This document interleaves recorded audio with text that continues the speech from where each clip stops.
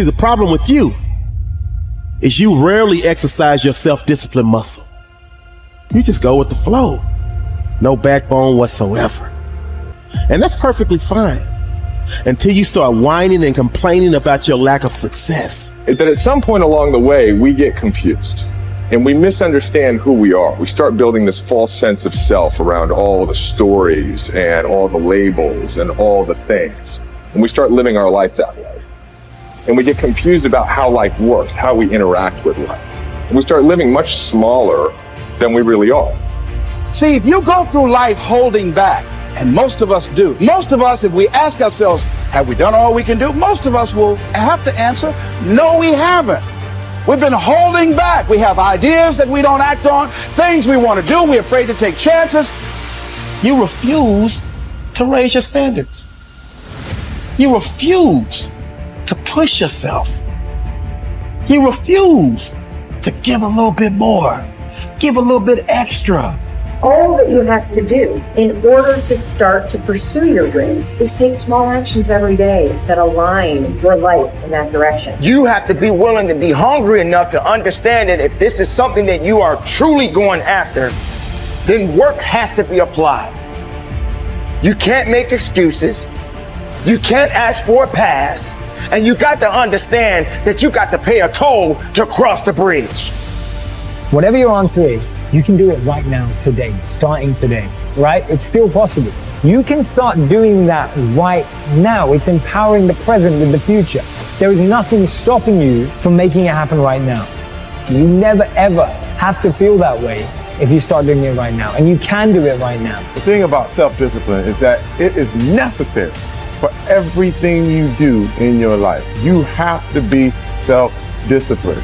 And once you understand that you can always make a different choice and get a different reaction, and that's the power in your life. That's the power that you have, is no matter what's going on, you can choose to think differently, believe differently, see differently.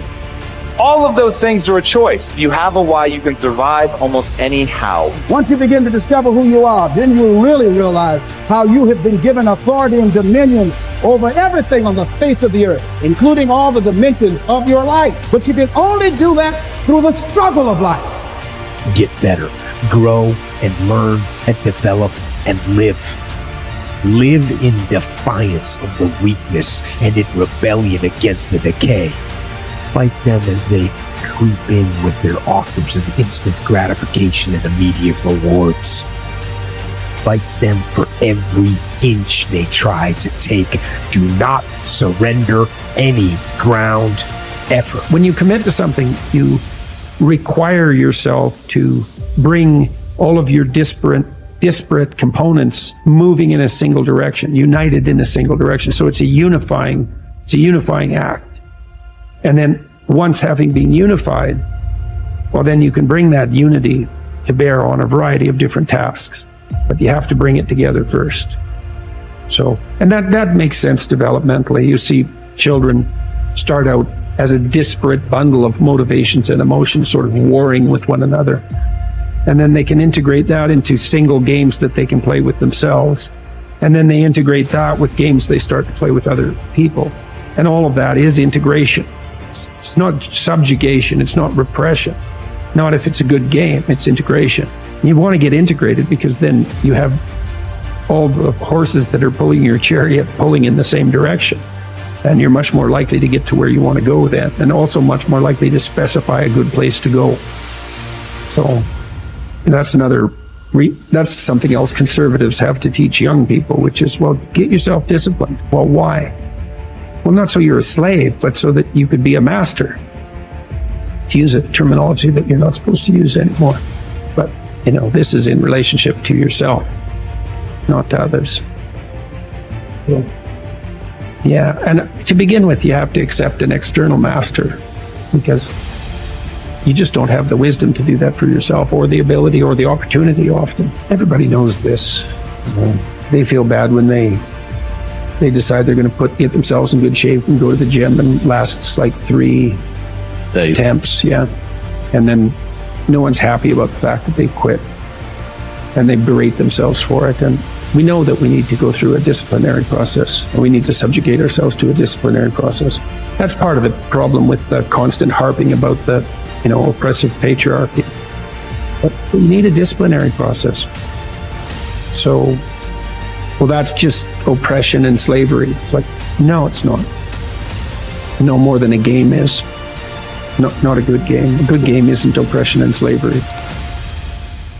A lot of people, like I was talking about, taking the path of least resistance. I believe in life you must earn the right to be called a man. And a lot of people do not think the way I do, and that's fine. I'm not asking you to be David Goggins. Trust me, it's a hard road to hoe. It's not fun. It's not fun all the time. But the thing about it is, you have to look, I looked at my hardships as challenges. Once I got over the pity party, because I went through that phase. Of course. I'm a normal human being. But I realized that got me exactly where I was at, even worse. As I looked at those challenges the way most people do, woe is me. Why the fuck can't I get a break? Why? I wished I was better. I wish my parents were better. I wish I had a better education. I wish this, I wish that. They have all these wish sandwiches.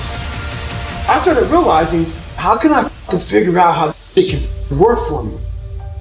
So the one thing we don't do is when we're in that dark place is a great learning environment.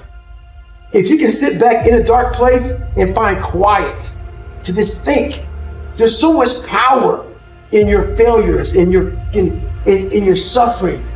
Because why? You're still alive. You're still here. So you gotta look at that shit. My God, man, this is power, man. Like, now I gotta flip it. How many men would be able to do what I'm about to do, what I'm about to try to do? Like, literally, what gave me strength was when I was at the worst of my worst. How many men would even fucking say they want to try to be a Navy SEAL? I'm at the worst spot of my life. Like, I can't even walk down the street, let alone run down the street. And I'm gonna now call a recruiter up and try to be a SEAL. There's a lot of power in that, but people don't see it there. They see, man, that's stupid. I had this voice in the back of my head that kept on running. I was afraid of water. I was afraid of dealing with things that made me feel unaccepted. I didn't accept myself. So I kept on going towards things that I felt good. Let me go this way, because something kept on saying, fuck you. You have it, man. You got it, man, but you're gonna have to fail a lot. But you have it. And like I said, that voice kept on haunting me, but that voice kept on saying, if you face it, you realize it's not that bad. Persistence is self-discipline in action. Your ability to persist in the face of all setbacks and temporary failures is essential to success in life. Napoleon Hill said, persistence is to the character of man as carbon is to steel. The primary reason for success is persistence, and likewise the primary reason for failure is lack of persistence, quitting too soon. There is a direct link between self-discipline and self-esteem. Each time you discipline yourself to do what you should do, then you should do it. Whether you feel like it or not, your self-esteem increases. This, why there is direct relationship between self-esteem and persistence.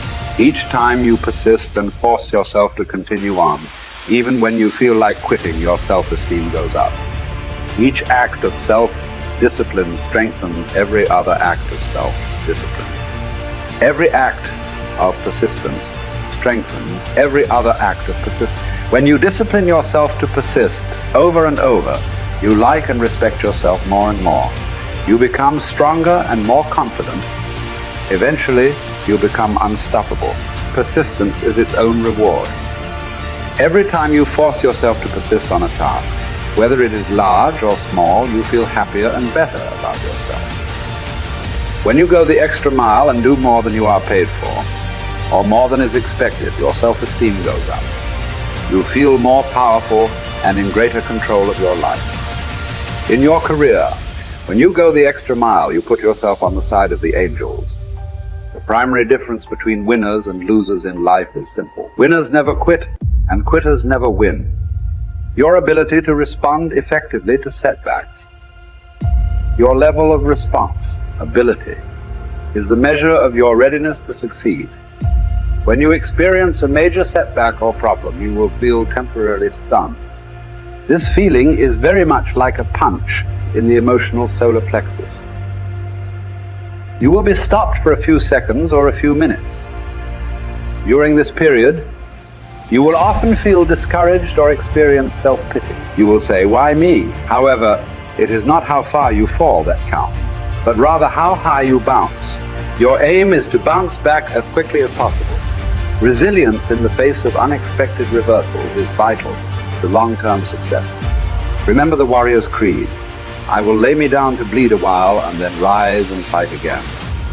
Don't be surprised, shocked, or set back when things go wrong. Your best laid plans will often fall apart. Instead, expect disappointments and setbacks as a part of life. Take a deep breath, pick up the pieces, and continue onward.